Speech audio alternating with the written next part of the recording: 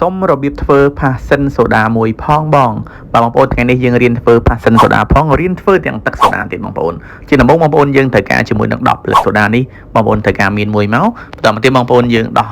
กำลังไปเจงเมาส์นะจังดอกเปลือกโซดานี่ยังมันเฟอร์รุ่ยหายจังแกโซดานี่คือเธอมันออกให้นะจังยังแต่การเผลอแกโซดาทำไมมีในท่ายังเฟอร์ทำไมแต่มาดองจังมาตอนที่บางปนเธอดอกสเตียจงตรงนี้เมาส์พวกกันน่าจะยังอัดดอกเชงเต้เนื้อไปเดี๋ยวยังจะตักโชว์tới วิอัดโชว์หล่อจังนะมาตอนที่บางปนยังแต่การตักสดใบยังบางปนยังแต่การจุ่มนกวิลิตเมาส์จะโชว์ธรรมดาให้ได้โชว์ในโชว์ธรรมดาเมาส์ได้บางปนมาตอนที่บางปนเนื้อไปเดี๋ยวบางปนรัดแต่การบางปนรัดทางเส้นเอาถือสปืนเส้นนั้นนะบางปนเคยเนี้ยโดยក្នុងវីដេអូខ្ញុំបានបង្ហាញនេះចឹងបងប្អូនរត់ទៅស្ពឺសិនមកតើមិនបងប្អូនរត់ឲ្យខ្លាំងបើសិនជាបងប្អូនរត់អត់សូវបានខ្លាំងល្អទេ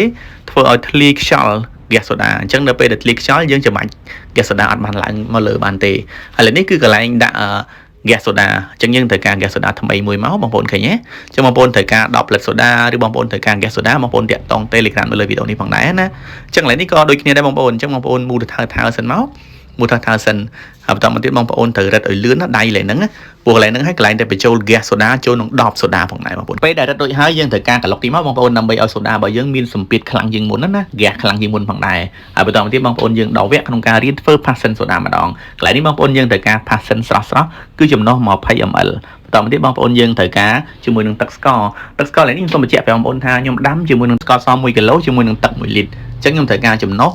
50 ml បើចាក់ចូលមកចឹងបន្តមកទៀតបងប្អូនយើងដាក់ទឹកកកធម្មតាមកហើយដល់ពេលបងប្អូនដាក់ទឹកកកឲ្យពេញកែវលេខ22អត់នៅរួចហើយបងប្អូនកន្លុកម្សៅទៀតហើយយើងបាញ់ជាមួយនឹង gas soda ឬក៏ទឹកសូដានេះឲ្យពេញកែវលេខ22អត់នេះតែម្ដងវិធីគឺងាយៗមែនតើបងប្អូនឃើញទេតែប៉ុណ្ណេះយើងបានជាមួយនឹង passion soda លក់ជូនអតិថិជនបានផងដែរហើយបងប្អូនដែលមានចម្ងល់បងប្អូនអាច comment នៅខាងក្រោមហើយបងប្អូនត្រូវការ10 lít soda